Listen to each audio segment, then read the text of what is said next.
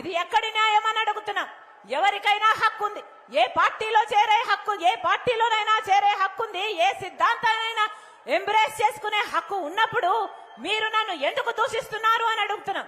అది కూడా మామూలు దూషణలు కాదు.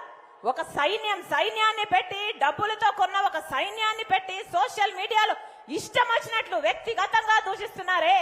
ఒకప్పుడు ఇదే చెల్లెలు కదా 3200 కిలోమీటర్లు పాదయాత్రలు చేసి ఆ పార్టీని నడిపించిన దాన్ని నేను కదా అని అడుగుతున్నాం.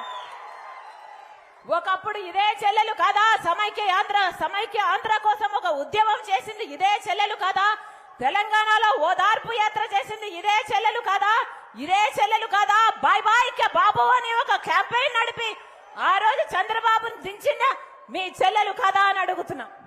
అలాంటిది ఈరోజు నా గురించి, నా భర్త గురించి ఇష్టం వచ్చినట్లు, నాకు దగ్గరైన వాళ్ళ గురించి ఇష్టం వచ్చినట్లు దూషణలు చేస్తున్నారే. దేవుడన్న వాడు ఉన్నాడు, దేవుడన్న వాడు చూస్తున్నాడు. మళ్ళీ చెప్తున్నాం, నేను రాజశేఖర రెడ్డి బిడ్డను, నేను భయపడేదాన్ని కాదు. ఇది రాజశేఖర రెడ్డి గారి రక్తం. పులి కడుపున పులే పుడుతుంది. నా గుండెలో నిజాయితీ ఉంది.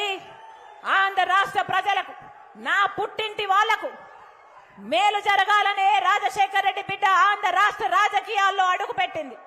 కాబట్టి ప్రత్యేక హోదా వచ్చేంత వరకు ఆంధ్ర రాష్ట్రంలోనే రాజశేఖర రెడ్డి బిడ్డ ఉంటుంది. పోలవరం ప్రాజెక్టు కట్టేంత వరకు ఆంధ్ర రాష్ట్రాన్ని వదిలిపోదు రాజశేఖర రెడ్డి బిడ్డ.